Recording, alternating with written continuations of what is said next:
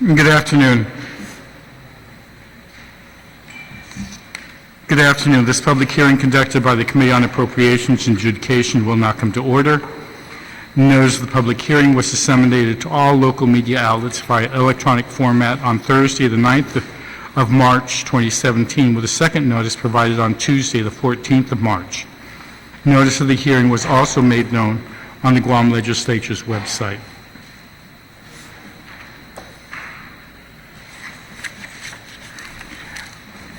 On today's agenda, we have two bills. One is Bill 15, as corrected by the primary sponsor, an act to require the comprehensive cost, benefit, space, and utilization study be conducted by the Government of Guam prior to the authorization, funding, or construction of a unified government office facility. And Bill 21, an act to add Section 4302F1 of Chapter 4, Title 4, annotated relative to requiring that all private hospitals be covered under the Government of Guam health insurance contract. Well, let's start with the first one because it looks like it'll be quick, hopefully. We'll do 15, and in 15, I was the primary sponsor on that one, and the reason that bill was introduced was a need to clarify the OPA report 1702, which indicated that the annual lease expenses have doubled over the past decade.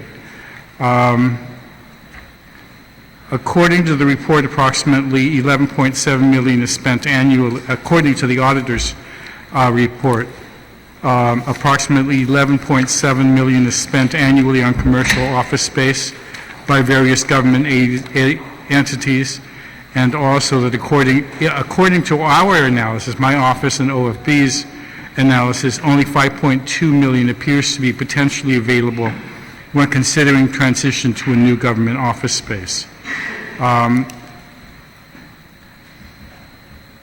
This bill answers the OPA's call that since 2005, the OPA has urged the legislature to begin evaluating whether or not it is feasible to initiate a long-term planning to acquire or build facilities to house government entities in the future. What Bill 15 does is it requires a detailed cost benefit analysis, and space utilization study be completed prior to the authorization, funding, or construction of any new government office building. It ensures that the construction of the unified government building in Hagåtña be both cost-effective for GovGuam taxpayers and done right the first time. The mandates for the study will be provided in the FY18 budget. I only have 3 names from the OPA's office to testify on the bill. Are there any others? Were you going to testify, Joe? Who from the OPA? Doris, Llewellyn, or Jarek? Which one of you was going? You're just going on your written testimony? Okay. We've received written testimony in support of the bill by the OPA. She has extended her regrets that she can't be here. She's in another meeting, and so I have 3 others who have signed up. Johnny Sablon from HRRA, Zenon Ballinger from HRRA, and Joseph Cruz. Want to come forward and provide your testimony?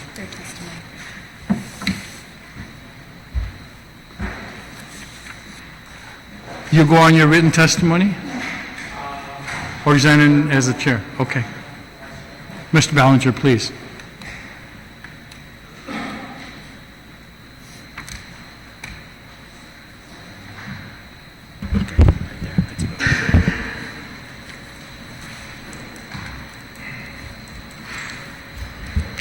Good afternoon.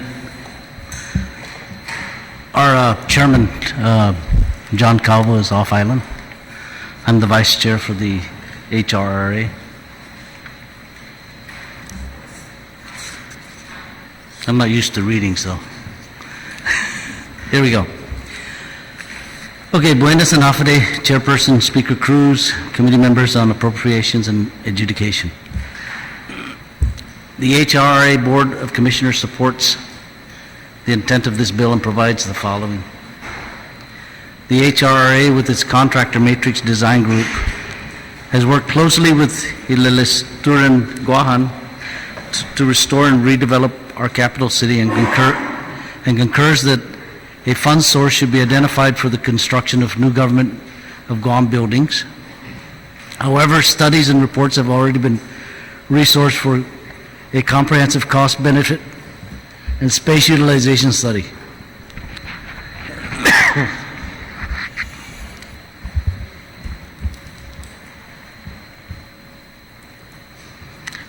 Those studies and reports are, number one, the Executive Branch FY 1995 Government of Guam Office D Space Analysis Study.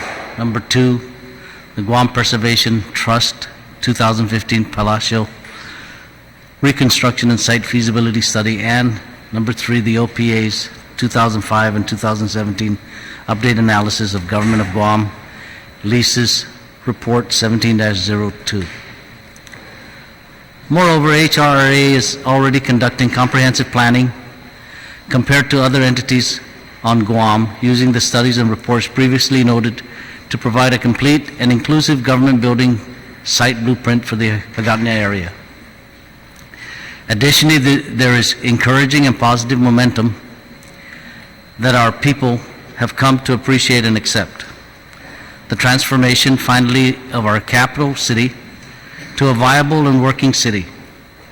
Legislature Gohan is a big part of and continually provides the fortitude and determination to restore and redevelop our city of Hagatna. The HRRA requests continued support from Legislature Gohan that HRRA continues to focus on redeveloping without the constraint of slower processes.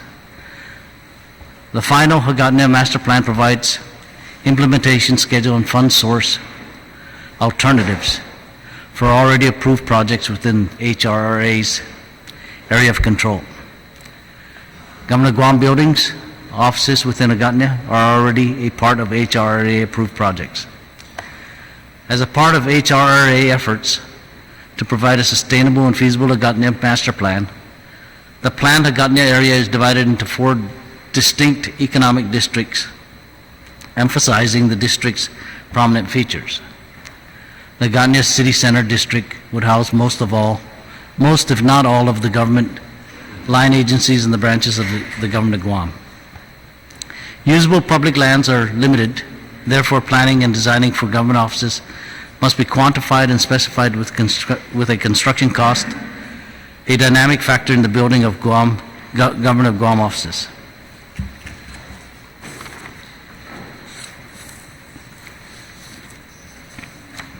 HRRA has pending projects and requires dedicated personnel to support, number one,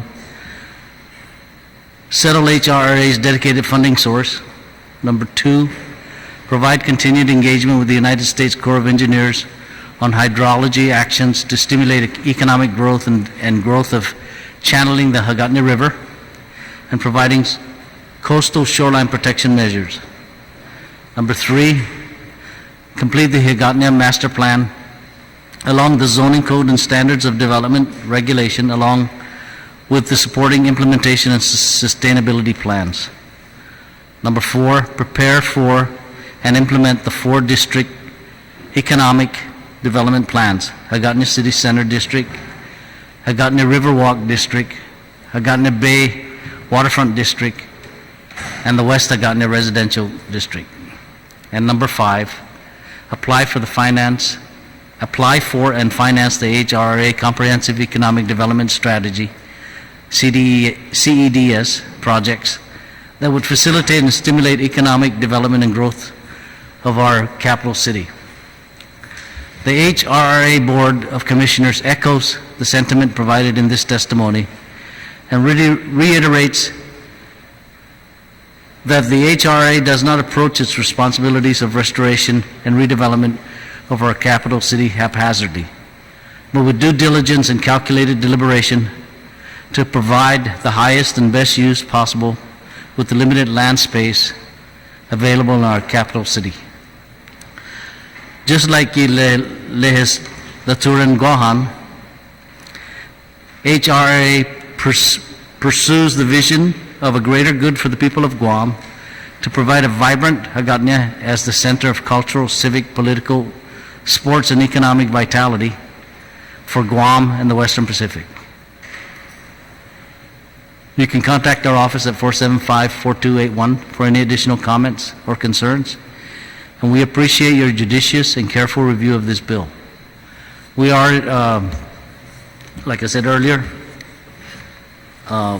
we would like to work with the legislature on this bill and work through it so we can all benefit from it. Thank you. Thank you very much for your testimony, Mr. Ballinger. I was just wondering if you or anybody in the HRRA office and matrix has reviewed the space utilization study that was done by the CCU for the building of the Gloria Nelson building. We're talking about the one on in Fadian? Yeah. Before it was built, I was surprised, but they have a very comprehensive space utilization study where they analyzed the number of employees they had, the square footage they needed for every single piece of operation that they had within the agency, how much of a building needed to be built. And you're citing us to a 1995 study. No offense, I'm just trying to figure out what the difference in size may. Maybe we were bigger or smaller than 20 years ago as a government. 20 years the number ago. of buildings that of employees. So I'm just wondering whether or not there's a more current study that has been conducted by anybody, and whether or not. In answer to your question, I was not privy to the building that the CCU put up, and to continue with the response to the second part of your question is in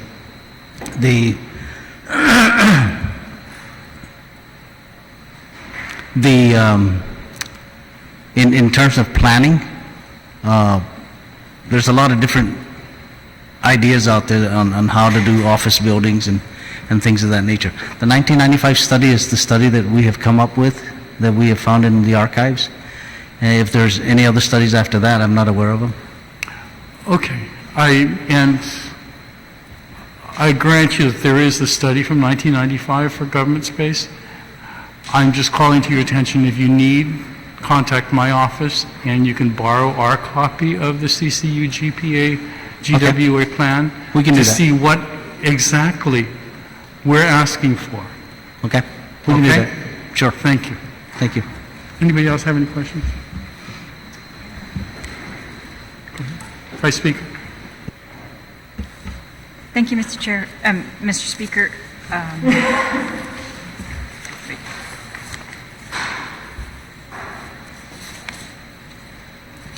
Thank you, Mr. Ballinger, for your testimony on behalf of HRRA.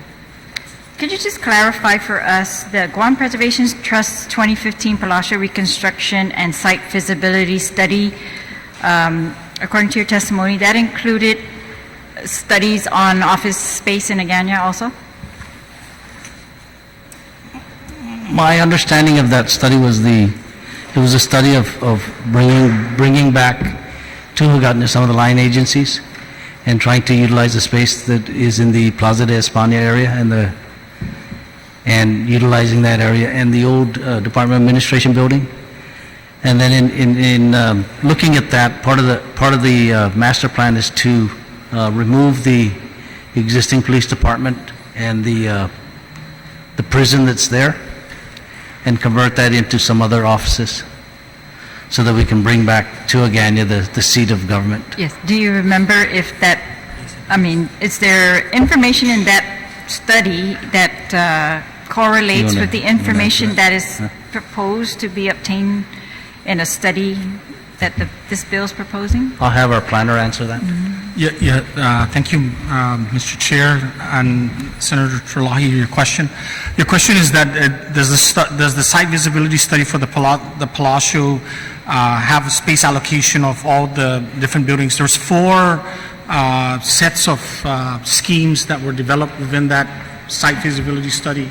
No, but did it do the analysis? And yes, it gave the analysis of space utilization? Yes, of space utilization, and it actually took the agencies that were lying or were going to be placed into the central area with the Civic Center Plaza. And so the site visibility study did take that into consideration, took the space allocation and said, this is it. Yes, it did. I'm sorry. Okay, thank you. And this study was funded entirely by the Guam Preservation Trust? According to the Guam Preservation Trust, yes. Do you remember how much it cost? No, I don't remember how much it costs. What they did was the Guam Preservation Trust, who's a member of, ex-official member of the Hagani Restoration and Redevelopment Authority, provided a formal copy to it, and it was adopted. Upon review, it was adopted by the Hagani Restoration and Redevelopment Authority. Okay, thank you. Mr. Ballinger or Joe, could you please clarify, in their testimony you cite already approved projects within HRRA's area of control, and Government of Guam buildings and offices within Agatna are already a part of HRRA approved projects. What do you mean by that, approved projects? The board looked at the proposed projects that we've been tasked with by both the governor's office and also the consultant matrix, and we looked at all the different ideas that came up within the Hagåtña proper, and in consultation with the Army Corps of Engineers, we've talked to the CCU about various things, everything from infrastructure to Hagåtña. We looked at the potential projects that we could look at, and that list was prepared, and the board reviewed it and came up with the idea, an approval that these projects would be included in our initial approval process for projects. And that whole thing, it's part of the plan. It's part of the plan, and it's still a plan. We have no authority for funding, but it's you start with the dream, then you go to the plan, and then after that you go with the execution. So we're in between the plan and the execution stage. I guess that's my confusion, because on page 2 you talk about the pending projects, and the pending projects are to complete the master plan and to apply for and finance a comprehensive economic development strategy to facilitate and stimulate economic development and growth of the capital city. And so I'm curious, do we have plans that are really approved prior to approval of the master plan, or are you saying these are just approved to be included in the master plan and still subject to approval of that master plan? It's also subject to the master plan. It's like any other plan. I mean, with the highway plan, you look at which roads need to be fixed. You may not know the entire value of what the reconstruction cost is going to be, but it's part of the plan. And this is similar to what we're doing. Now, as we go along, we're looking at buildings, parking structures, sports facilities, and so we've identified some of the major points of what we would like to see in HRRA, and that's what we came up with. Okay, so I just want to be very clear. So, to your knowledge, are there any projects that have been approved that are not pending the approval of the master plan, that have been approved for office space or any other project in Hagåtña that is approved independent of the completion of the master plan? Yes, there are. One is the Paseo de Susana Plan Development District. the Department of Land Management, which you mentioned in the bill, building, yeah. and then the Judiciary Center. And so those projects actually have been approved. But there's also other projects that have been approved with the Guam Land Use Commission and the Seashore Protection Commission that the Hagani Restoration took, reviewed it, got with its contractor and said, okay, is this project feasible within the concept of what the HRA would like to have in relative to the restoration and redevelopment of Hagania, and those were included in the overall master plan. And so when they say they list the projects, those are projects that are aside from that are listed, and then they're included in other projects were included in that we know that needs to be improved upon, or an example is the widening of O'Brien Drive. That needs to be widened because it causes a backlog, especially when you bring, when you're rebuilding the city, it will cause a backlog. And so those projects are included in there. And they're included because one of the reasons why is because Guam has to publish a Guam comprehensive economic strategy, development strategy. It's called the SEDS. It's submitted over to the federal government, and the governor signs off on it. So that project then becomes a part of that SEDS, and HRA can apply for those types of grants that are available under the Economic Development Administration. And so, yes, a lot of the projects, the approved projects you see there, were approved before the HRA adopted it, or approved the plans based upon the consultation with the contractor, and is placing it into the master plan. Okay, so what about the, following the Palacio reconstruction and site feasibility study, has there been approval for the Palacio or for these office spaces to be built already, to your knowledge? Again, the Preservation Trust approved that study and transmitted to the HRA. The Hagani Restoration then reviewed it, looked at it, and adopted it as part of the plan. It does list space allocation and how big each of those, depending on the scheme selected, how big the offices would be to allow government agencies to move into those particular areas. And so they've been included in the Hagåtña master plan? Yes. So when do you anticipate that to be coming before? Do you expect that to come before the legislature? Mm-hmm. And when do you expect that to be? Oh, well, we had originally planned to our board had, the HR board had wanted to do one more public outreach prior to submitting the master plan, the final master plan, to the governor and then to the legislature as required by the enabling statute.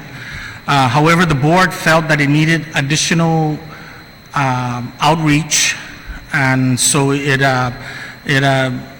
working with our partner, which is GITA, we were trying to fund that additional thing because that wasn't in the original contract with our contractor.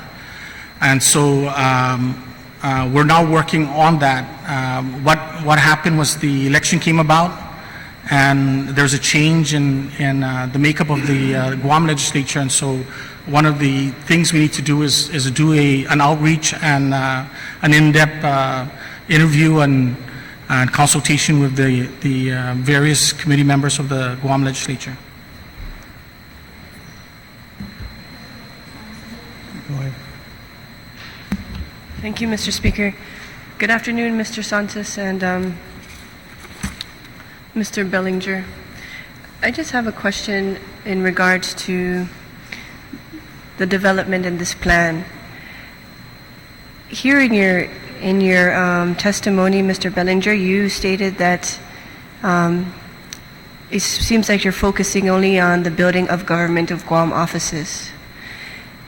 But does the HRRA also include development at the government's expense for private lands? The master plan? We weren't. No, it doesn't. What we do, part of our charter is to also look at other development in Hagåtña, I'm sorry, sir, I can't hear you. Can you speak louder? Private and public, but we have no control over, I mean, we do not, your question was if we are using government funds for private development, correct? My question is it inclusive in the master plan that private lands are a part of this master plan? And if so, is government money going to be used for infrastructure for this revitalization project?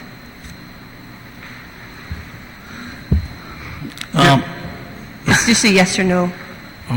It's not a yes or no answer. Oh, Yeah, it isn't a yes or no The, answer. the excellent. upgrading of utilities and infrastructure in Agatna is not just for government purposes, it's for the entire community. So in response to your question, then I would have to say yes, there will be some government spending when it comes to infrastructure upgrades. There are other parts of the Agatna Master Plan that include the reclamation of that may include with the U.S. Army Corps of Engineers current, they haven't approved it, but they're very optimistic about it, is to do a land reclamation from Adelup all the way to Paseo. Okay, so with that, there may be some infrastructure upgrades with that, okay? And then there's no purchasing of property or anything that the government money will be spent on for private lands?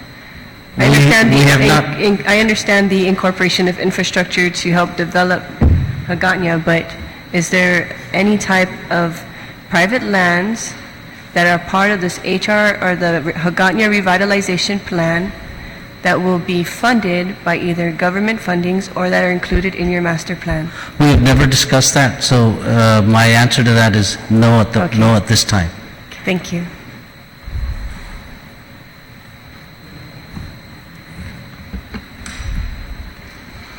Hafiday, Mr. Sanchez and Mr. Bellinger, thank you very much for your testimony and for being here today. I just wanted to ask a question specifically about your written testimony. So in the third paragraph, it says HRRA is already conducting comprehensive planning compared to other entities on Guam, using the studies and reports previously noted to provide a complete and inclusive government building site blueprint for the Hagåtña area. And we know that Bill 15 seeks to require cost benefit and space utilization planning across the Government of Guam. So in your written testimony, it says that you support the intent of the bill, but I would like for the record if you could just mention if HRRA supports the passage of Bill 15. Initially, I said that we would like to work with you on the bill. There are some areas that we may want to talk about. Okay. And if we look at the bill, the very first sentence of the bill is something that can shoot down the HRRA's existence and everything else that we stand for. It basically says, notwithstanding any other provision of law, rule, or regulation, and prior to any further authorization for the construction of any government office space within the municipality of Hagåtña, the executive branch of the Government of Guam, a comprehensive cost-benefit and space utilization study shall first be conducted. So basically what this is saying to me is this bill will supersede everything else that we've worked on, including our master plan, including all the different things that we've been working with over the last few years. That's the part we want to talk to you about. I don't know if this is the forum to do that. I'm not sure if we're ready right now, but that's the part that I wanted to talk to you about. Okay. Okay? I appreciate that. Thank you, Mr. Chair.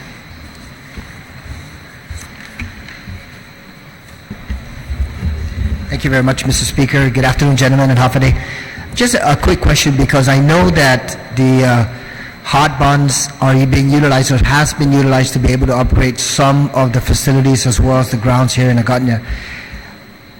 is the HRRA, or does the HRRA have access to additional funds moving forward out of the hot bonds that has been authorized by the legislature, and for what projects?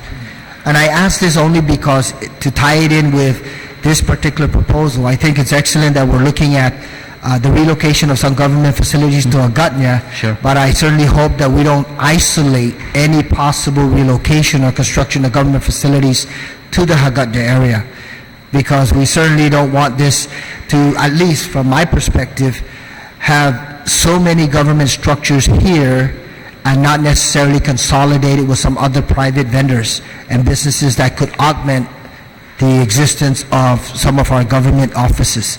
You know, because, so just looking at this, the cost-benefit analysis, my understanding of my initial reading is that it would isolate it just to Agatna, and I certainly hope that any cost-benefit analysis for looking at government-wide possible construction or reconstruction of facilities to make available to offset the lease of government offices right now, that it would be a little bit more expansive to include what Agatna can accommodate based on existing structure, or the plans that HRA is going to work with the utility agencies as well as DPW to upgrade the facilities.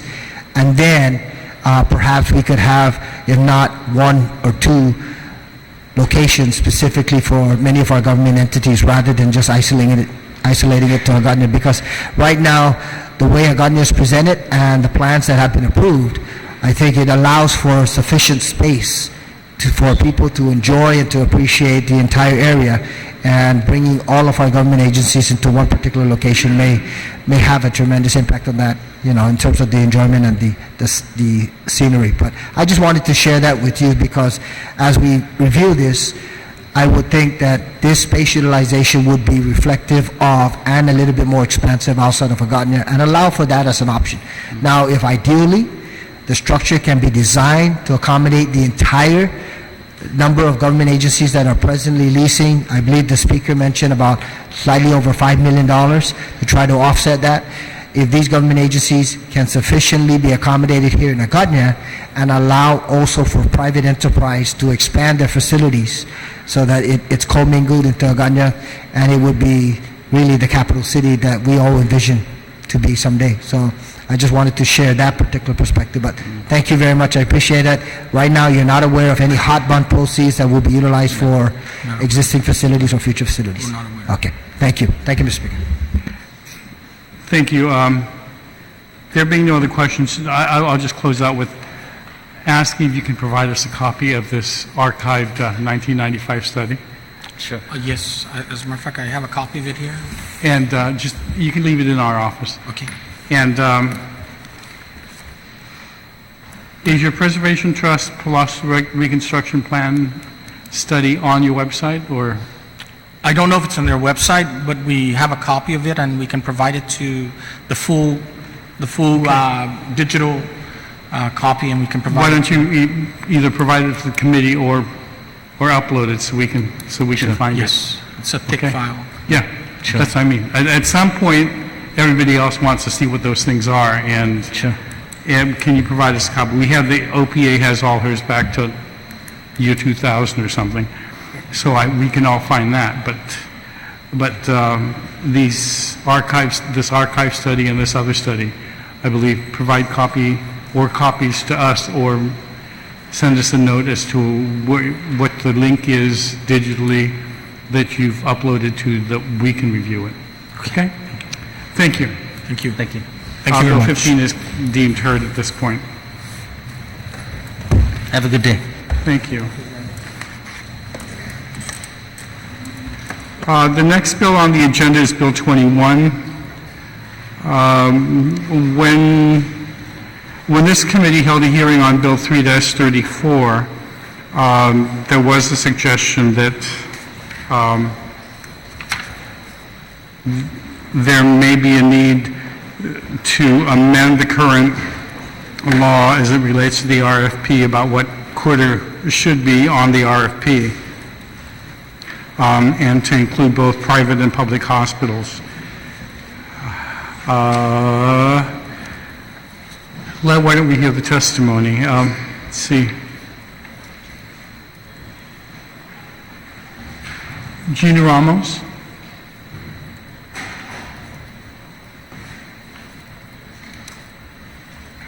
Ms. Benzon? Would you deal with everybody? Go ahead, just let's take this one and we'll deal with it individually. Go ahead. Good afternoon, Speaker Cruz, senators of the committee. Thank you again for this opportunity to present testimony. My name is Gina Ramos. I'm with Calvo Select Care. Unfortunately, our health plan administrator, Mr. Frank Campillo, is unable to be here today, so he asked that I read his testimony for the record. So here's his testimony. Dear Speaker Cruz, thank you for inviting us to testify on the aforementioned bill. At the onset, we would like to share with you and the committee members that our company currently contracts with Guam's only privately owned and operated hospital, and that we support all efforts to ensure that the new hospital remains a viable and successful entity in our community. Nonetheless, we must oppose Bill 2134 on the basis that private enterprises such as hospitals, clinics, and insurance companies should be allowed to negotiate agreements without government interventions or mandates. This bill infringes on free commerce and takes away the ability for insurance companies to negotiate with a provider. Also, it discriminates against other medical providers that have also made large investments on Guam but are not given the same type of advantages. There are existing federal laws requiring insurance companies to pay for emergencies at non-participating hospital providers with certain allowances, and we believe this is sufficient protection for hospitals.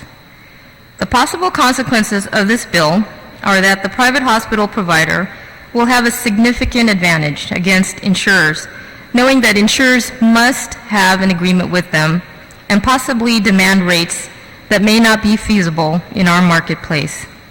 Again, we oppose the bill on the basis that private agreements, free enterprise, and commerce should not be legislated.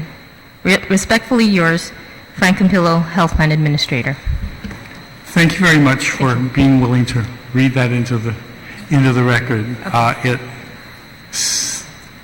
It sets the stage because we received similar testimony from Take Care and from Select Care. Stay Well. So, though they've only submitted theirs in writing, they too have opposed it on about the same grounds. Okay. Okay. We have. Did you want to? Hold on. May have been the reason why nobody wanted to testify, because you answered the question. Oh, okay. Sorry. Thank you very much, Mr. Speaker. Ms. Ramos, thank you for your testimony. Oh, you're welcome. I guess from my perspective, I understand about the negotiation prospect, process and respecting private enterprise and that ability to be able to work out the arrangement.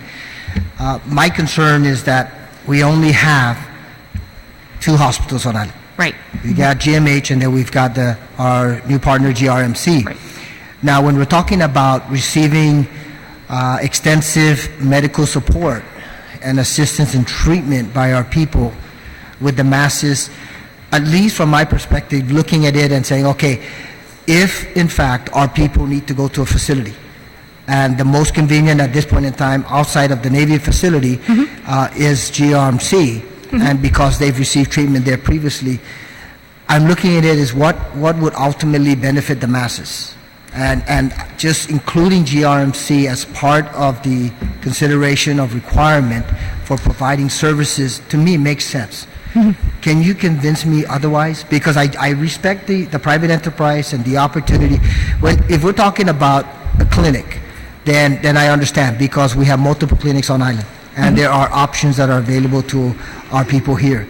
But when we're talking about a hospital facility, and we're confined to 2 primary hospitals at this point in time outside the confines of the military, then how can you convince me otherwise? I don't think I think we are in agreement with you, Senator, that our members should have access to as much care as possible. I think what we are saying through free market enterprise and the ideals of free market is that as a health plan, and I can't speak in behalf of the other health plans, but I know at our health plan, our network provider contracting strategy does take into account what services providers are available on Guam. We also have to take into account what medical services our members really need, what's very critical. We also have to take into account that almost 90%, I don't know the exact percentage, but most people on Guam that do have health insurance are covered by private health insurance. These are negotiated by employer groups. So we also have to take into consideration when we're developing a provider network contracting strategy, what the desires and needs are of those employer groups as well. And so, of course, what they're going to look at is also what can they financially also be able to absorb as when we're developing this network. But first and foremost is always what types of services are required by our members and what providers are out there in the community that can provide those services. So I appreciate your response, and I want to focus on outside of the providers that are available in the community, the medical needs and treatment that are required by some of your customers or your clients. I want to focus on the employer options because as an employer, Government of Guam, that's responsible for all public employees, right, or a majority of them, / the retirees. Then as an employer, we are obligated to look at what options are available. And if ultimately ensuring that the two hospital facilities can provide services to our subscribers, the public employees as well as the retirees, then as an employer, shouldn't I look at that as a serious option to offer? Yes, I think, yes, definitely should be something you look at. I think, but what the other thing that we mentioned in this testimony is that absolutely the hospitals are very critical. They provide very critical services to our community, but there are also other providers that are not necessarily the hospital, the clinics, the other independent providers that are in our community that should also be included. It's almost like they do provide services as well. A lot of them are primary care services to our members. So we feel that they should also be extended the same type of benefits and advantages and considerations, I think. So rather than, I mean, I'm just thinking out loud, please. Rather than looking at this and saying, okay, we're going to include our other partner, hospital partner, allowing that to be a secondary option if in fact their primary clinical care facility is not available. Are you following me? Looking at the legislation, it would automatically include GRMC as a partner in this entire process and require that our people. I think what you're saying, what I think we're trying to say is that we look at it in a totality. Yes. Yeah, exactly. Yeah, so. and like I said, I'm trying to look at it as from an employer perspective, setting a policy that, and I agree with Speaker Cruz, that would incorporate and allow for GRMC to be part of the entire scheme, but I'm trying to see if by any chance it would be a secondary consideration. Let's say if someone has a flu, serious case of the flu, and to go to GRMC at 2 o'clock in the afternoon when your primary clinic is open, to me, it doesn't make sense from a business perspective. From an employer perspective, giving that option could be a consideration, but perhaps we can tier it so that, in fact, your primary option has to be your primary clinic. And then, during off hours, when, in fact, your clinic is not operating, then GRMC/GMH could be considered a serious option. So I'm looking at it as a policy from an employer perspective, and I would think that a lot of employers in the private sector would also look at it from that perspective in terms of providing insurance coverage, your primary provider, clinical care, that is your primary provider. You go at 2 o'clock in the afternoon to any of our hospital facilities, guess what? That's a cost that you could conceivably assume on your own when you had this primary option. So I'm glad you're following me on this concept because we want to, at least from my perspective, include GRMC as a partner in this entire scheme of benefits, insurance that we provide to our employees and our retirees. But then ultimately it could be up to the insurance carriers to negotiate that arrangement.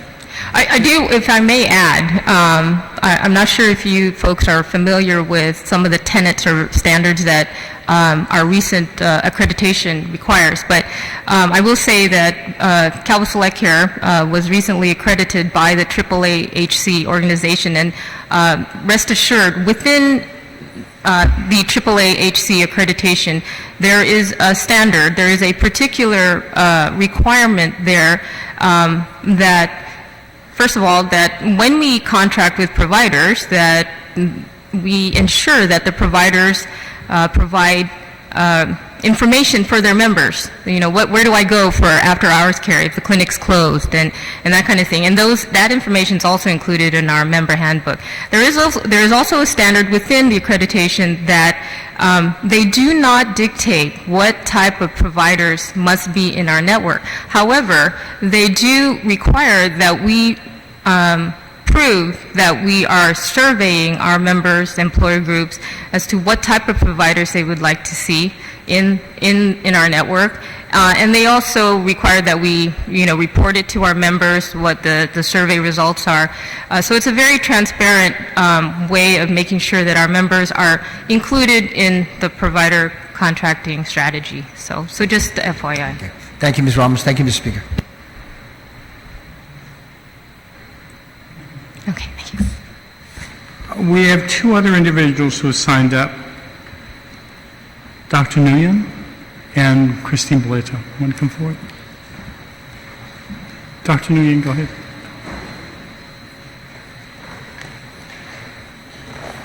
You can go ahead. That's right. But you don't seem to have written testimony, so I... Hi, good afternoon. Thank you for having this hearing. I know that I don't speak on behalf of the insurance company, or I speak on behalf only for my patient. Okay. And also, I know Dr. Shea would like to be here, but I think he's tied up in his clinic, so I think he's going to be in the next hearing that you have.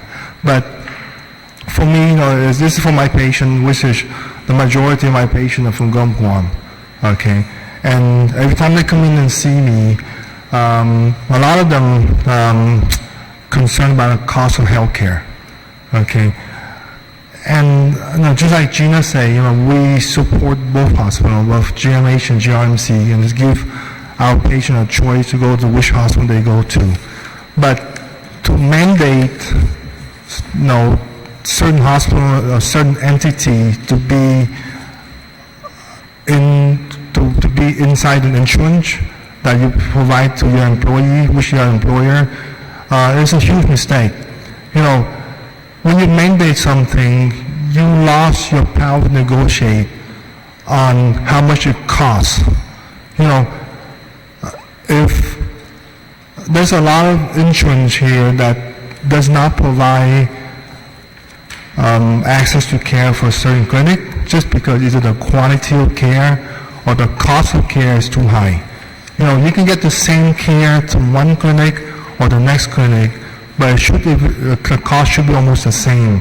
But one demands so much, or the quality care is not there, the insurance company should have the right to not negotiate with you, even if you have to provide certain care. Now, if you mandate, and that's required by law, that Guam Insurance provide access to certain hospitals, either private or public, that hospital or that entity will demand certain scale of payment that's so high that my patient cannot afford. If you do that, the only thing you do is drive the cost up.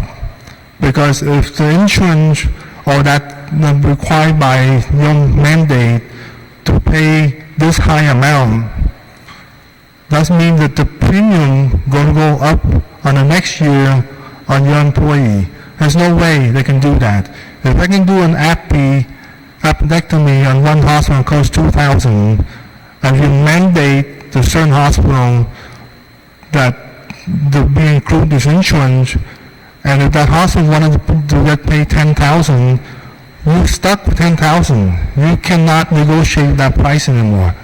So, mandate, just like Obamacare, drive the cost of healthcare up. I know you want to have access to care to both hospitals, but just like Gina said, there's a law already that say that the patient can use any hospital, and the hospital still won't get paid, but at certain price. Okay. Now, like I say, I support the access to care to both hospitals, but for my patient, which is an employee, they cry every day about the cost of care are so high. And by doing this thing, I'm telling you, you hurt your employer a whole lot because you're going to drive the cost of care up. By mandate, you have no choice. You take the negotiation of the insurance with the entity away from them. You have no choice. If GRMC or GMH demand certain price, by mandated, the insurance have no power to negotiate at all. So I would cautiously to tell you that I don't speak for me, I don't speak for any insurance company, I speak for your employee, which is my patient. Okay? And I need to make sure that their access to care and their costs have to be down. Thank you very much. I appreciate that perspective. Anybody have any questions of Dr. Nguyen? If not, Thank you, Mr. Speaker. And Dr. Nguyen, thank you for really advocating on behalf of your patients. I think my question would be something that, of the likes, I believe it was a conversation that you and I may have had in the past, if not myself and another physician. But let's say, for example, the services are being provided on island, are available on island. In some instances, insurance companies have referred their patients to an off-island medical facility when in fact the services are available on island. So based on your statement and your advocacy, will you still support the contention that if the services are available here, but the insurance companies would refer that patient to an off-island facility, that's an arrangement that's still acceptable to you? It's just really something it basically depend on the cost of the patient. For example, one of my patients needs certain procedure to be done, hyperbaric oxygen therapy. Okay, one session here to treat a wound on the foot would equal to 10 sessions on the same treatment off island. 10 times the amount. If you continue to treat that patient for a month, you will drive up the insurance up the wall, and I'm telling you, the premium going to go up next year. It's impossible to sustain something when the price is so much in difference in the amount of treatment. I don't support it. I wish that the entity kind of bring down the price so that way our patient can stay on island. But at certain time, it's not feasible. 10 times the amount of price, that's 10 treatment that a patient can have. It's the same treatment. There's no difference. But at a certain point, you got to understand that if you keep that up, no one can afford health insurance here in Guam. Nobody. And that, in turn, hurt our patient. Okay. Thank you, Dr. Nguyen. Thank you, Mr. I understand, but I have a feeling that the question was, I know that a number of physicians believe that you should be treated locally. Yes. And do not object to the fact that some insurance companies find it more economical to pay for a ticket to send a patient off island than to send them to a perfectly capable doctor and clinic locally, because that service is, as you put it, for that one example you have, 10 times more expensive. Yes. But talking about other kinds of services that some of you individual doctors do, if we take your argument to almost its absurd conclusion. If it would be cheaper, and some will argue it is cheaper, to just put all of us on an airplane and send us someplace else, what would that do to practice on this island if we don't try to encourage as much of it to be done here? Yes, that's where, the power negotiation with the insurance entity exists. There's certain negotiation that you pay a certain price that be feasible for both the insurance and the entity. But if you mandate it, you take that negotiation off the table. So the entity can demand any price, and you have to give up with that price. If the procedural average cost is $2 or $3, and the entity that mandated want $10, you don't have a choice. You got to pay $10 because you mandate to give to this entity. So before mandate something, you really drive the costs up rather than try to save anything. But I'm telling you, if you don't mandate it, you still can negotiate that so the treatment can be on island. Okay. Anybody else? If not, thank you very much. Thank you. Ms. Boleto?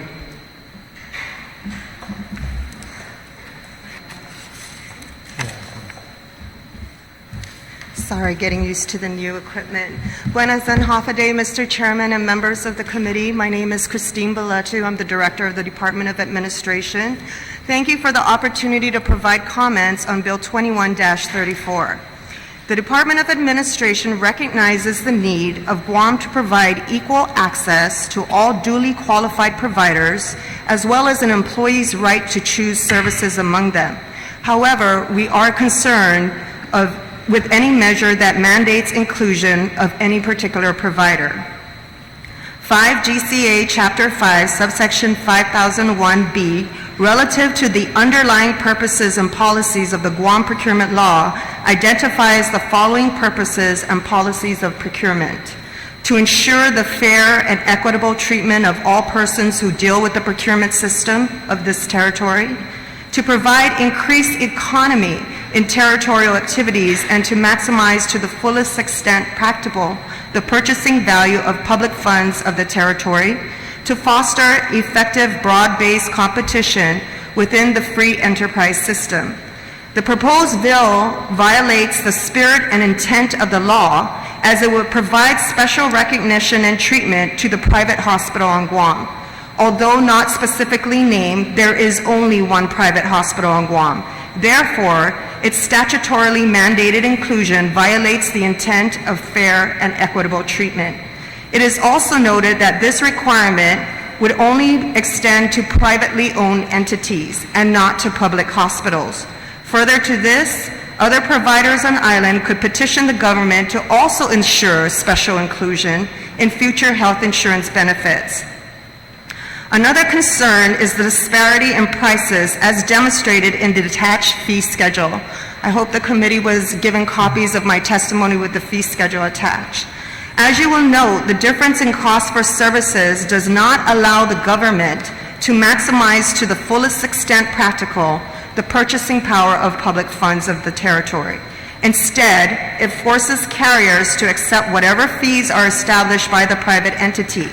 Carriers who refuse to accept any proposed fees would be disqualified from bidding on the government's health insurance contract, since they would not have the private hospital as one of their providers. This, in essence, violates the spirit of procurement law, which is to foster competition within a free enterprise system. Carriers would have no leverage to negotiate their terms, prices, or any other matter relative to their business relationship, as they would have to accept them or otherwise be disqualified from bidding. If carriers were forced to accept a higher fee structure, costs would surely rise. This would equate to higher premiums and would not maximize the value of purchases with public funds. The current law requires the Health Insurance Negotiating Committee to look at all aspects of the carrier's proposals, such as the capability to deliver service, network options, personnel qualifications, system organizational capability to support the large number of enrollees, etc. The committee is in discussions on how to improve our rating of proposals to ensure that equal access and the employee's right to choose from all duly qualified providers is factored into scoring. It is the Department of Administration's position that this is the best way to deal with the disparities in a carrier's provider network, rather than making inclusion of a select group a matter of law. It is also of great concern that the current bill may set precedent for all providers to demand equal treatment relative to inclusion. It is for these reasons that the Department of Administration does not support Bill 21-34 as written.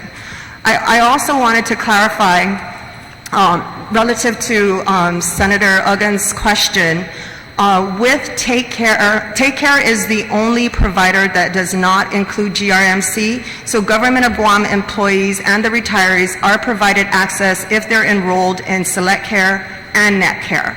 So, I just wanted to make that distinction. And as far as enrollees, yeah, there's a smaller proportion of people that are enrolled in the Take Care program. Oh, okay. Thank you. No questions? Thank you. Thank you. I purposely left you guys for last for you to hear the testimony that I knew was coming before you. So is it going to be Margaret or Eric, or both, or I guess all three?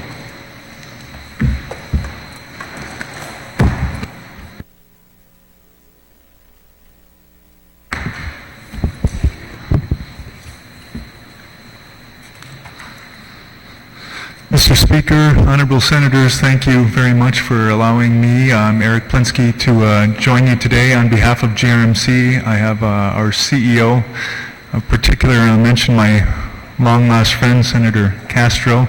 It's nice to see you again.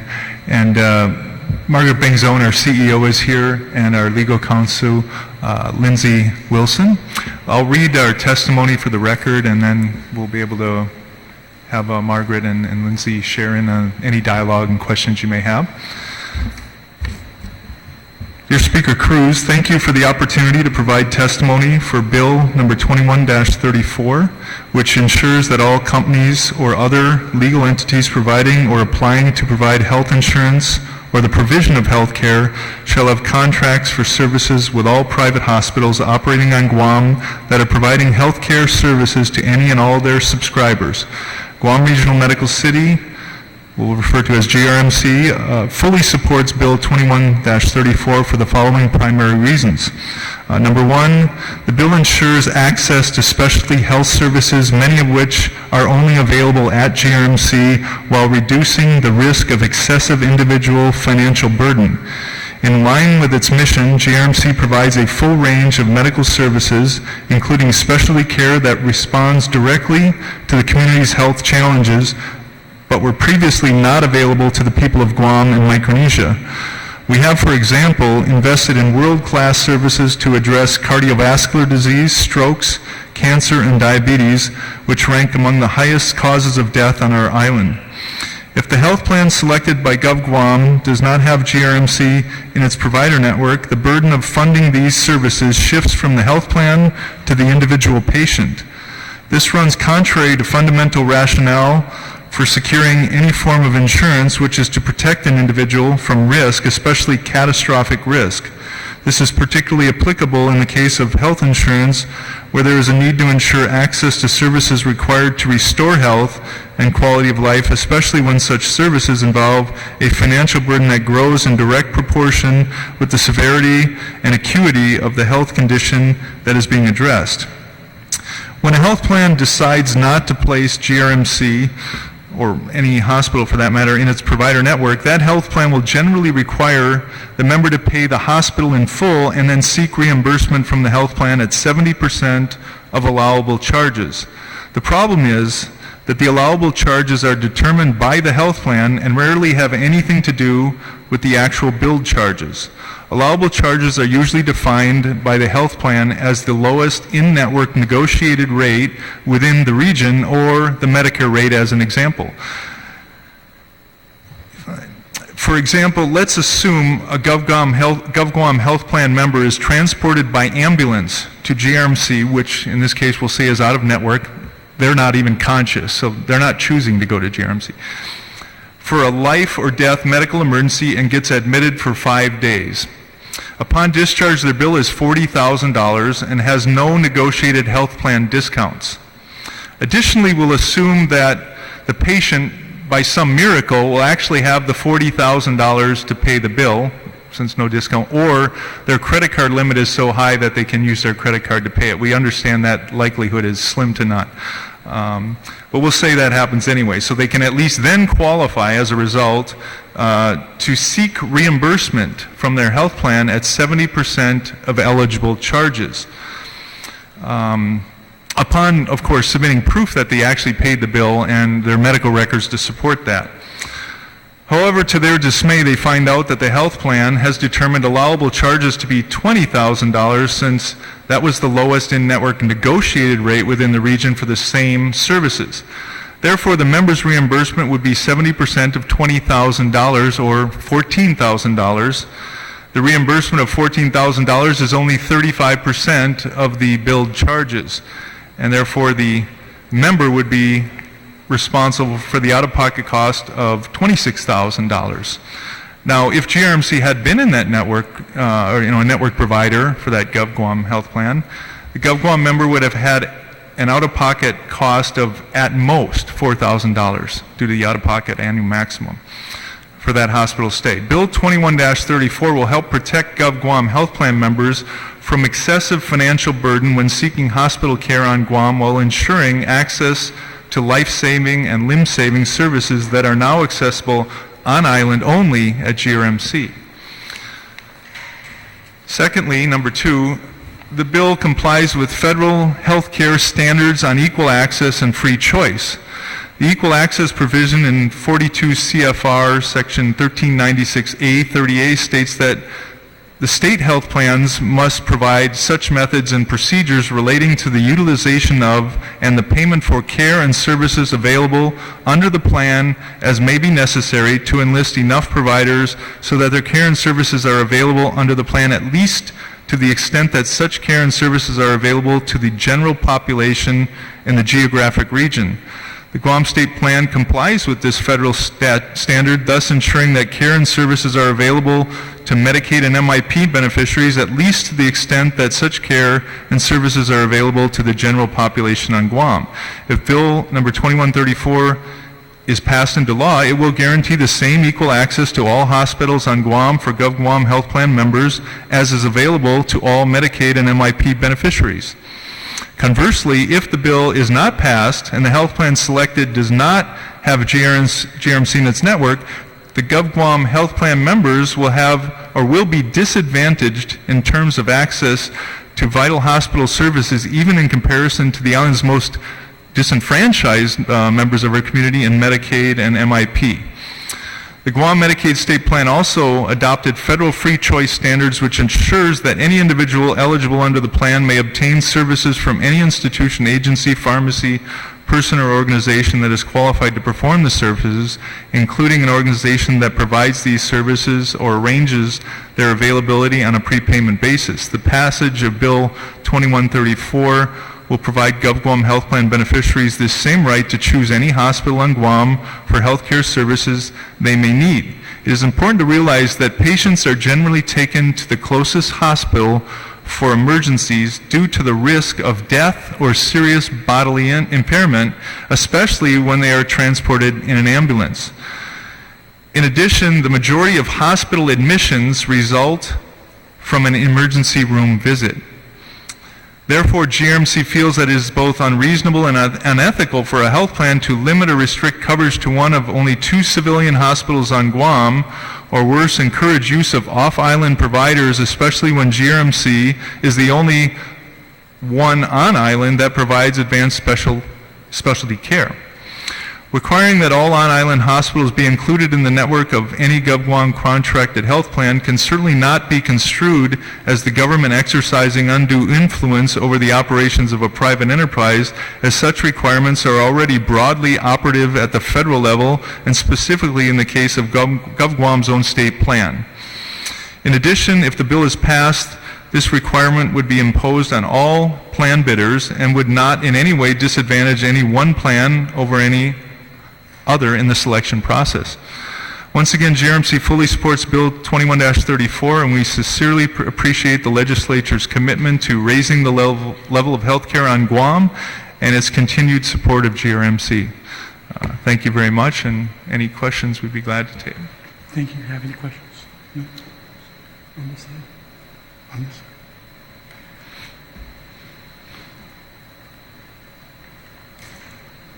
Mr. Speaker, if I could just state one thing, that the main difference, we have many colleagues that are partners in healthcare here, and looks like they're all in disagreement with us on this one, but the difference between primary care in the hospital is that emergency room and that admission that results in the emergency room. If we take as an example the one health plan, without naming, 95% of the claims that are outstanding that we haven't given to the members to try and protect them from this, hoping to solve, are from the emergency room and the admission. 75% of that is all admission, is all the very severe care we provided, and multiple surgeries and high-level drugs, and after they came out of the emergency room. So that is the difference. EMTALA law under federal standard requires we don't turn away someone at the emergency room. Any clinic can turn away someone for care if they're not under a plan that has a contract with them, and we can't, and we don't. And so that's a huge difference. That's why we say and there's only 2 hospitals, and we have the services, many that GMH is not able to offer, and to say the person should go off island for that care, like stabilize them for a heart attack or a stroke and hope they can survive. Those are the things that we're saying we can do. We can save their life. We can do it more efficiently, and that's why it's, in our view, different than primary care clinic. Thank you. If I may just add one more comment, apologies. Currently, the statute 4 GCA section 4302F includes GMH. It requires statutorily that any bid require a contract of the public entity, so that would be GMH. That is the only public entity that is a hospital here. So this would just include us in that and put us on equal footing with them to be able to freely negotiate and freely contract for these plans. Go ahead. Thank you, Mr. Speaker. Then let me ask from the patient's perspective, if in fact this legislation were passed into law, and comments have been made about it would remove the negotiating authority or pull or power of any insurance provider. So looking at it from the patient's perspective or the subscriber's perspective, I'm trying to see how the cost differential can be minimized other than requiring that in fact GRMC or any other private hospital that exists in Guam is included in the process, but that any eligible costs will be incorporated by the insurance provider, but above that, then it's the responsibility of the patient or the subscriber. And then that's where the cost would be somewhat insurmountable for the subscriber and not necessarily the insurance company, not necessarily the private hospital facility, and in this case, GRMC. So how can I, from an employer perspective, look at it and say, okay, we want this as an option, but there's no certainty that the additional threshold of costs and expense will be minimized. So I mean, I'm trying to find a way in which perhaps the greater choice, increasing the choice would be an option, and that's what this legislation would provide. But then it brings back a secondary concern, which was mentioned a little earlier.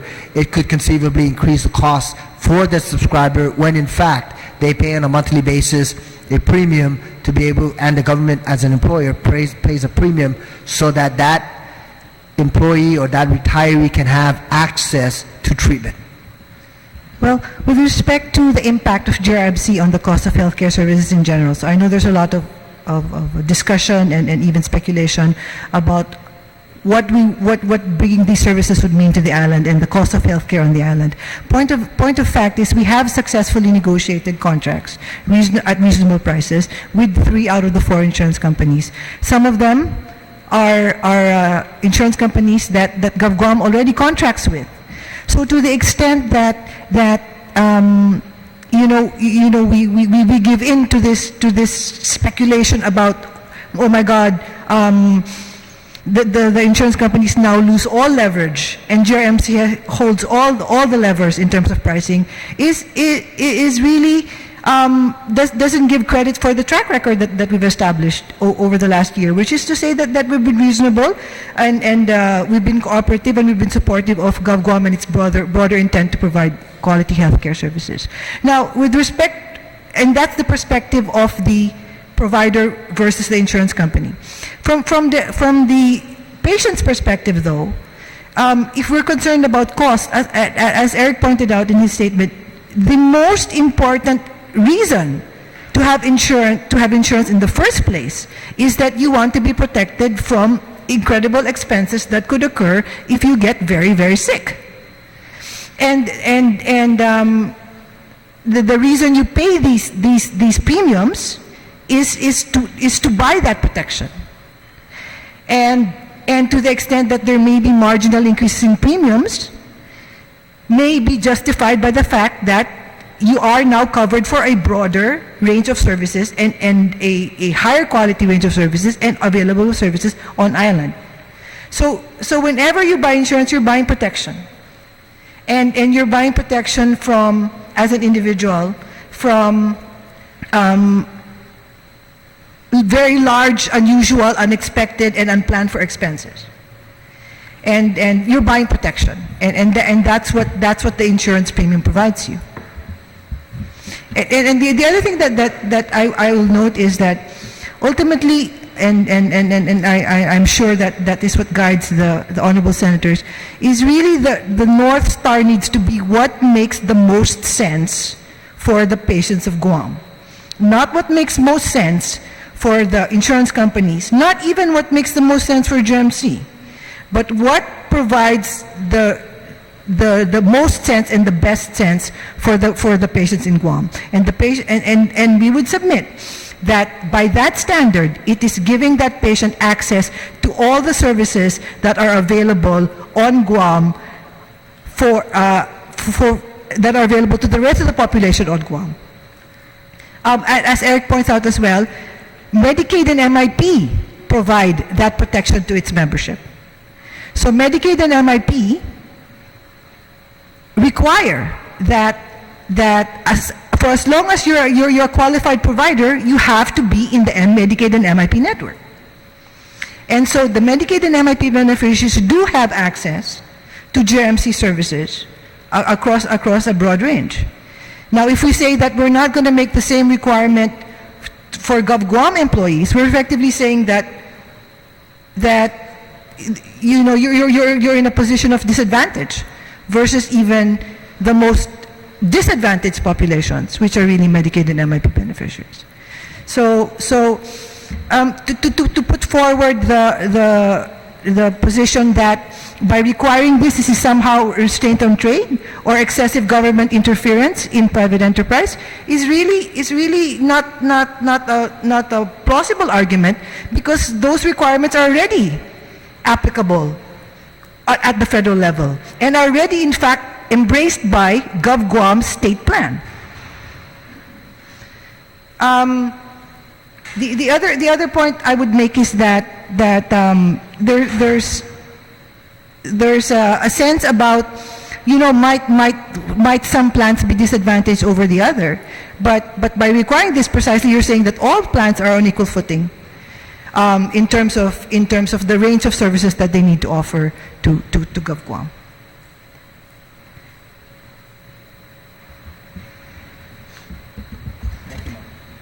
Thank you, Mr. Speaker. I just wanted to ask, is there something in our state plan that allows for, or that prevents us from requiring, in addition to the private hospital being included in the Government of Guam health insurance plans, that we can also require that the rates be lower or closer to the GMH rates? So just to Because clarify. that's, of course, the biggest objection, right? It's the costs are very different, and if we are the government and if we can get it for this cost, then we should get it for a reasonable cost. And so I just want to know if there's anything that prevents that from us mandating that. Just to clarify, the state plan that we're speaking about is the Medicaid and yes, MIP, correct. Right. So, and under the current rate scheme, it is set. Each provider is set under the Medicare set TEFRA rate based on the cost report of the hospital. So, if you want to speak more about. Well, I was just going to say that, one thing we'd have to look at is, Senator Chalahi, is you're making, I guess, the assumption that GRMC rate must be too high and GMH rate is right, but I think we can all agree that the GMH rate is not right. It's under cost, as even their own administration from GMH has stated. For every Medicare, MIP, and Medicaid patient they see, they likely lose money. Probably the best financial decision would be, if they could, they'd stop seeing any one of those patients because they would save money. So rather than GRM's is too high, it's actually more GMH is too low. And, they've been in a predicament because of some financial records they lost in the mid-90s that doesn't allow them to rebase their TEFRA rate, which we're all in favor of because we want them to succeed, as well as us. But so that I think is important to realize, that we don't feel GMH is the correct, reasonable rate, and we're, it's kind of the reverse. The other thing is Guam is effectively paying for this on the back end. So the TEFRA rate is understated, as we all know, and so that causes cash deficits, which Guam in the end has to pay off at the back end, and Guam pays that 100% as opposed to a TEFRA rate where there's a 55-45 matching. So that and that's clearly the case. For example, if we look at the other TEFRA rates of the other territories, the U.S. Virgin Islands have hospital rates, per diem rates of $3,000 to $4,000. So clearly the site that's an outlier here is not GRMC, is not even these other territory hospitals, but GMH. And ultimately, in the end, Guam still ends up paying for it. It's just whether it pays for it in the front end, where there's federal matching, or it pays up in the back end, where it pays all 100%.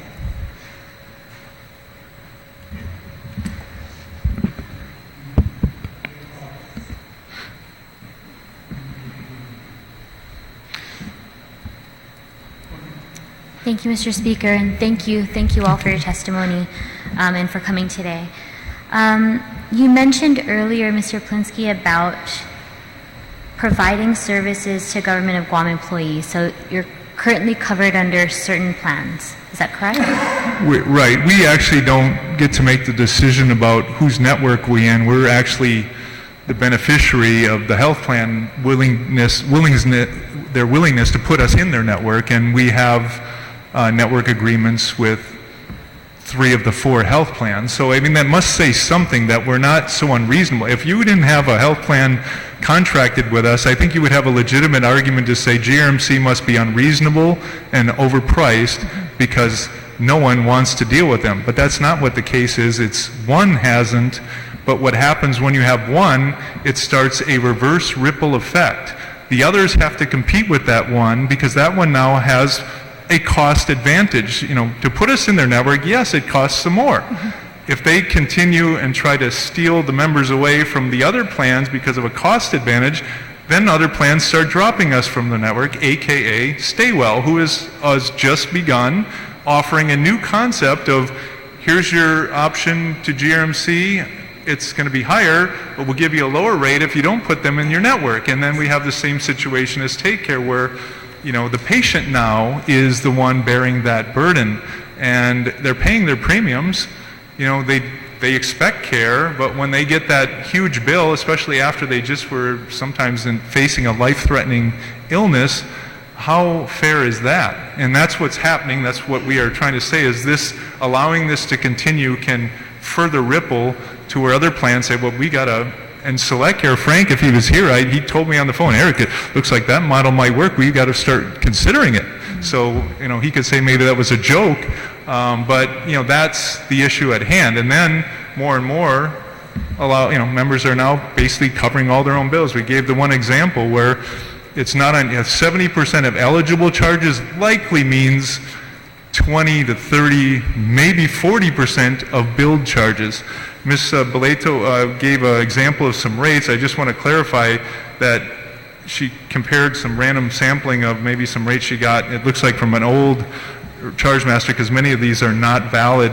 Surgery levels 2 through 6 are not even charges we do. But one thing different, GMH does not negotiate rates. It's kind of funny, we're being accused of not being reasonable in negotiation. Their rate is the rate. There is no, that's it, no negotiating. We negotiate. Any rates that are valid here are substantially discounted. I can't tell you what they are, but what this Christine's pointed out is like, I need to go talk to our billing department. Looks like I know the negotiated rate. We're below GMH rate on some of these. So, you don't look at the list rate. You got to know what the negotiated rate is. GMH's negotiated rate is the list rate, and but unfortunately, if we're not in the network, these are the rates, and then you are in big trouble. And that's what we're trying to avoid from these members, that we look like the bad guy then, because we have to chase them down directly, put them in collection, Right. And so they feel bad, we're in bad. The health plan gets their premium and their profit, and who's getting the care? That's the problem. So you also mentioned in your testimony that if somebody comes through the emergency room that you're obligated to accept them, but that there have been others, maybe if they are admitted afterwards, then some of them can be turned away? Well, no, we don't. We admit them and we take care of them. And the challenge is once they're admitted, and a health plan that has us as a non-participating provider feels that that's not care they need to pay directly for anymore. That's the patient. Let them pay that and work on trying to get reimbursed at at eligible charges. Right. And so those are the big bills. Yeah, those are the real big bills. Your written testimony reflects that. But I just wanted to see if you have an estimate of how many people have been turned away because they weren't covered. From our hospital? Yes. 0. Yeah. Okay. And what about on the redirect? So let's say there's an ambulance coming down, a divert, okay. Exactly. A divert really has nothing to do with, we don't know ambulance people talk about, hey, what health plan do you have insurance? They can't talk about it, we can't talk about it in the emergency room. The only time a divert happens, and this happens at all 3 hospitals, is when their emergency room is so packed up that the burden of the care provider, they can't handle any more extreme care, so they're going to notify other hospitals and the EMT team, hey, we're in a real pickle here, please divert, major cases to alternate naval or GMH at the moment, so that we don't, we can't provide the kind of care because of our staffing level and Understood. the patient level we got. And all 3 hospitals do that. Right. Last year, we admit we're a new hospital in the very beginning ramp-up stage, so we're doing that more often. We really don't do that anymore. Okay, yeah, that was my follow-up question was, maybe if you have a time period for last year, if you could give us some indication of how often you were on divert.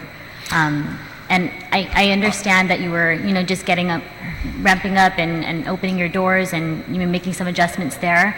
But so that's one of the questions, and maybe that's something you could get back to the committee with, in addition to what you anticipate divert being in the future.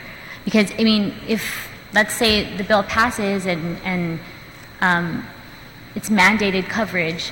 Right. Well, I'll say this. At the time a lot of that happened, we had 40 beds available. We have 99 or 100 beds available out of 136. So we're reaching, so in 2017 we'll be at full bed capacity, availability, and full service capacity. The H-2B visa, nurse visa, that was one of those unforeseen speed bumps that hit us and caused some of this, havoc. But we are moving forward and saving lives, so thank you. Mrs. Masi. Thank you, Mr. Chair.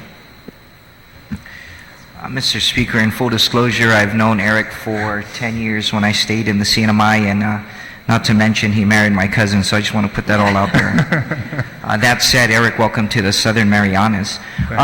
In all seriousness, notwithstanding all that's been said, I consider myself very much uninformed, a layperson in this industry. So I'd like maybe an opportunity to meet with you folks to discuss your price point as compared to similar institutions in jurisdictions with similar demographics, right? Sure. Not compared to the hospital, because if I'm not mistaken, I believe, if I'm to be corrected, Christine can do this, that the hospital goes through a whole public process to establish its rates. So my only question to help me make, at this point in time, to make a more informed decision would be, being the only private hospital in the jurisdiction, how is your price point determined? Against whom do you establish your private for-profit rates? That you don't have to answer that now, but it's something that would help me become a lot more sensitive to your plight, because I do think it would be unfair to compare a public safety net hospital, if you will, to a for-profit, top-shelf, specialized institution like JRMC. Right. Well, in a general sense, we benchmarked against a basket of some hospitals in the United States, many of which are off when patients leave here to go stateside. We know those hospitals, and we looked at that and we took a fraction, looked at benchmark pricing for what we call treatment codes, and then saw what their pricing was, averaged that, and took actually a percentage downward of that, not at or above it. That was one methodology. Others was GMH referenced, and others were Medicare reference rates, prevailing Medicare rates, which are used out of Medicare Part B Hawaii on an annual basis. So we had a variety of different reference rates, but then all of that establishes the list rate, and then we negotiate with the health plans. In the government sector, that's a different model. That's TEFRA, and it's all based on a cost report. But in the private insurance, which is who we're talking about today, that is all negotiated discount rates off that list. And we feel, that for instance at GMH, they have primarily semi-private rooms. We have all private rooms. There's a reason for that. And across the nation, many hospitals that had semi-private rooms are converting to private.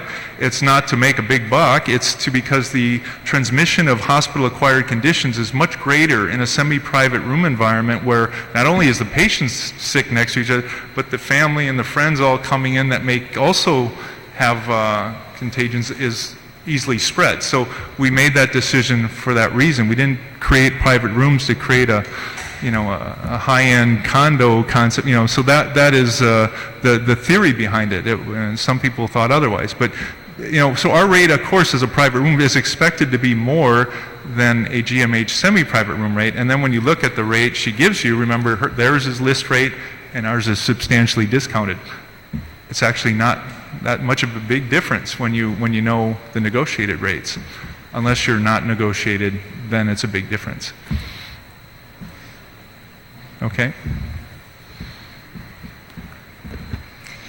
Thank you very much for your testimony here, and thank you, Eric, for the recent opportunity to come and visit your facility. I believe that I believe in the opportunity for choice, and just like people have the opportunity to choose their relationship with their physician or their clinic, I also believe that they should have that opportunity to choose the facility like GMH or GRMC. And I know that there are some people who probably have had some incidences with GMH that maybe probably would rather choose to go to GRMC and vice versa. But for the record, I just wanted to state something that you said earlier, that ultimately it is the choice of the patient.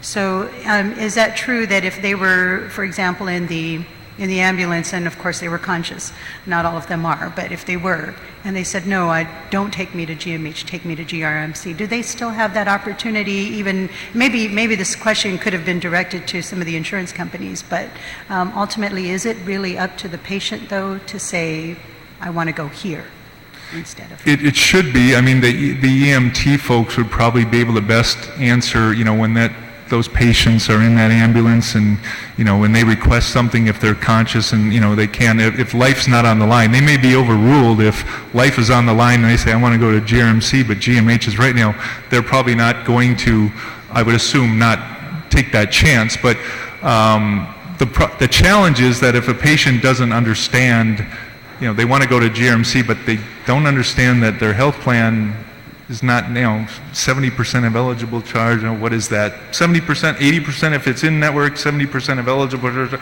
Sounds pretty close, right? They have no clue. Then they go in and they get the services, through the emergency room, and then they get the bill, $100,000, with no discounts because no negotiate. Then it's too late.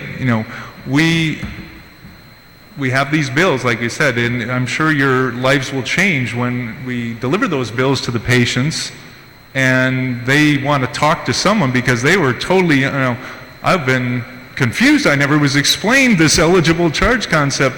The health plan just said 70%. Sure, you can go there on non-participating provider benefit. They don't go into the detail. What does that mean? From the health plans, I know. I was with them.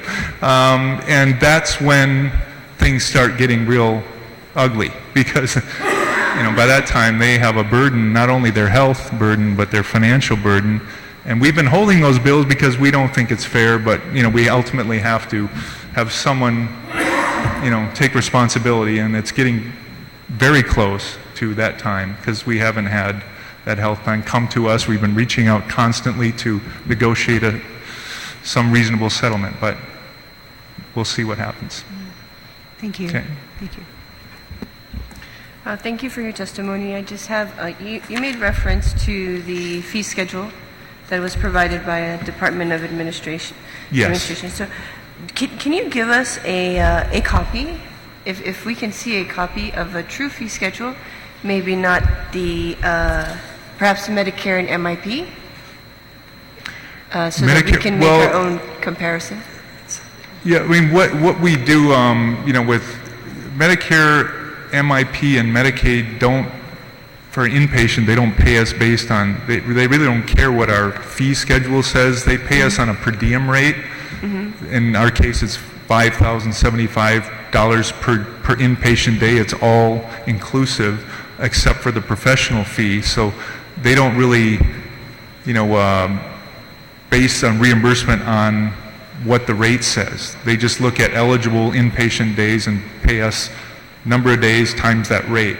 Right. Is that what you're asking? Yes, because Okay. you have a different rate either, right? You would have a different rate also. Private insurance uses this kind of a methodology where there's what's called list rates or a charge description master rate.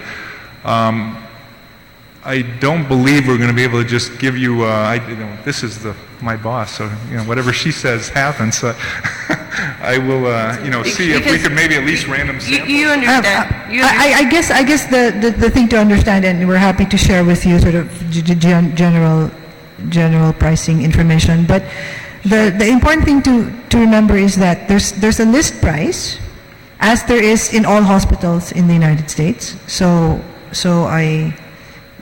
give me an example. So for example, a private room in a medical surgical unit, let's say, the list price is, what's our list price?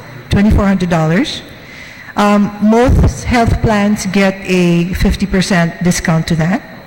So the price that the health plan actually pays is $1,200. Okay. So more or less, I would say, Eric, and you can correct me if I'm wrong, more or less, the price that the health plan negotiates is half, and sometimes even less than half, what the list price is. So to take GMH rate and to take our list price is not making a fair comparison, because the only people who pay list price are the uninsured, unfortunately, patients who have a health plan where we are not in the network. Or the patients who have a plan who hasn't put us in their network. No, that's what I said. Yeah. I don't know. Yes. Thank you. Thank you, Mr. Chair. Thank you, Mr. Speaker. One more question then. So if this bill passes, how do you anticipate rates for GRMC will be set? Will they be, negotiated again with each insurance company, or will they be set for the government? Well, the negotiations with the plans have already happened and are set. Like I said, they happened last year. We came up with. No, but after committee. this bill's passed, we're mandating now that every insurance company includes GRMC, and so are we going to be seeing a list of rates before the negotiations are ended? I'm talking about the Guam negotiations, or Right. are we going, and we're going Well, to the- be, or are you going to, again, be Senator negotiating Chalahi, separately with each insurance company? I don't see any change in rates whatsoever. What will happen, the one health plan who hasn't negotiated with us has basically been offered this same structure that has been offered to the others, so there are no unfair, we try to keep that relevant because we don't need our partners to be all, they're going to know because they adjudicate claims, so they're going to know if there's some wide disparity that we're giving, a great deal in the same, so we don't do that, and we're not going to just suddenly go raise our rates. The rates actually are probably going to be the same. They're set. I mean, I might have to go because Christine now has shown me somewhere below, GMH, so that might have to be adjusted, but it's the negotiated discount rates that, that we negotiate. We don't just go and change these and keep raising them. A lot of times these stay, and we're looking at trying to see, based on our cost, what's the negotiated discount rate. Obviously GMH has none. She just mentions, 50%, in some cases more, maybe a little in some cases less, but that as we become more and more experienced, because we're new, we see where those cost factors are, and then we share that with our health plan partners to show, hey, a heart surgery, we did 4.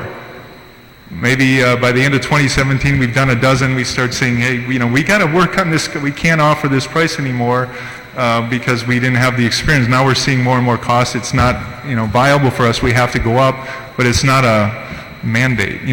Those are the things we use to change pricing.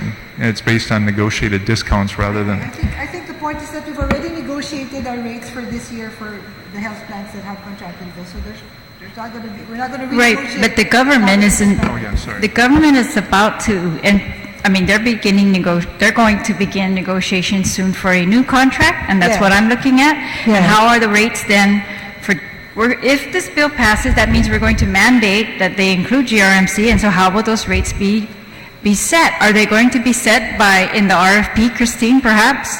Or are we going to take the previously negotiated, I mean, when you say there's going to be no change in rates, I mean, I'm thinking the government deserves to know what we're getting into, right? Just at least an idea of how that will be, how that will be determined. I think the question that's being asked is, we need for you to dispel, if you can, and if you will, dispel the allegation by the 3 other insurance companies that yes, 3 of them have negotiated with you for their rates, and Staywell has an excellent one with their gold plan for their gold people. Great. But if we mandate it by law, will you flip them off and say, there's no more negotiations, you're mandated to include us? Yeah, we're happy to. The negotiations have been done and set and settled. As far as us and the health plans, the negotiation now is between the health plans and Guam. No. Our rates have been set already with the health plans. But that's for this last year when it wasn't mandated. But we're not going to reopen negotiations just because it is mandated, if that's the question. We're not going to say, okay, we agreed for year 2017 that this was going to be the rate, but now that it's mandated, oops, sorry, we're going to renegotiate. We've already agreed on our rates for 2017 with the health plans. And what I think they're alleging, the other 3 health plans, and what Senator Terlahi is trying to get assurances of, is thank you very much for your negotiating with the other 3 over the last year. You did it because you wanted to get their patients and their insureds into your hospital.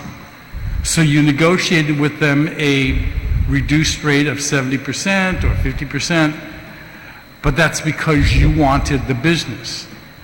Once we get this bill passed and they have to include you, will that change the way that you treat them, or will that change the way that the negotiated price is because I don't need to negotiate with you. You have to put me on there, or you're not going to be eligible to bid. Mr. Speaker, I think I can say this. I'm not revealing anything. One of the health plans we just signed, and we've been negotiating with two of the ones that provided testimony here today. When we sign, we have 2 years. There's nothing going to happen. 2 more years till the end of 2018. I understand. And the other one we're working with now, I think the it's thing not that going to everybody's change. trying to get is, yes, you have a 2-year negotiated agreement with them. But at the end of the 2-year negotiated agreement, with whatever little percentage it is that you've negotiated, will it mean at the end of the 2 years you will say, I no longer need to negotiate with you? Yeah, no, I'm it won't be, mandated but I know. to include you, and you will include me at the rate that I tell you I'm going to be included. Right. Like I said, I think we have to be judged by our track record. And our track record has been one of partnership, one of collaboration, one of cooperation, one of support, government. We've always taken the position that, even as we need to do well, we need to do good. And that is in our DNA. And so there is no intention, for as long as I'm heading up this organization, there is no intention to take advantage of a situation. If that is the concern. If there's a concern that, okay, now JMC has all the levers and the health plans have none,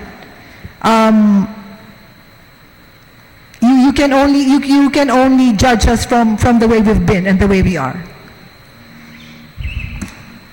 And that has been honorable, and that has been reasonable, and that has been, we have always taken positions that are justifiable. Yeah. And you can, that's the best assurance for me of how we're going to continue to contract business going forward. Okay. Well, no, I mean, I understand, but I'm just telling you that at least in my reading of the 3 testimonies of the 3 insurance companies is that, yes, we have negotiated in the past, but we're afraid that once you mandate it, they're not going to feel any need to negotiate with us. They're just going to say, you will accept us the way that you accept, as you put it, Eric, the GMH rates that are there. It's not negotiated. And the only ones that pay the GMH rates right now are the ones that are self-pay and don't have a negotiated rate with their insurance company. I mean, yes, GMH at this point negotiates their rates because they want to get paid, but all I think the insurance companies are concerned about is that this bill will remove their negotiating power. Speaker, if I could ask, with the way GMH works, right, they have up to a 5% increase allowed without coming to the folks here at the legislature, but last year they said we need more, and they did, I don't know, they had sometimes hundreds of percent increases. They got approved, and justifiably, they had been many years, but when that happened, they put those rates, there was no health plan involved with a negotiation. When those rates hit, those are the rates. Take it or like it, health plans, this is what you get and this is what you pay. So actually it's the reverse. We're the ones doing the negotiating. Our list rates are here, but we come down. But GMH they come out and they hit. And their fear is with mandating it under this statute that you will become like GMH is now. Just saying. Are they mandated to go to GMH? Yes, as she read it. Okay, I didn't know. If I could just clarify, Mr. Speaker, the fee schedule that I provided as part of my testimony was obtained from the Department of Health and Social Services. I confirmed with the director it is the existing fee schedule to his knowledge and what they use as far as the rates that they pay under Medicaid. I'm not sure MIP, but definitely for Medicaid. So just, you know, and I didn't see anything here that was higher on the public side, but I'm certainly open to seeing that. You're not looking at, you don't know the discounted rate. That's why these are not valid, but these up here. Okay. Like I said, the only assurance we can provide is to look at how we've been and how we are, and judge us on that. Okay. Anything? Thank you very much. Thank you very much. That concludes the hearing on Bill 21. The committee will continue to receive testimony for the next 10 days. It can be sent to senator@senatorbjcruz.com, dropped off at the mail room here at the Guam Congress Building, and I don't think our fax is working anymore, so thank you very much. We're adjourned.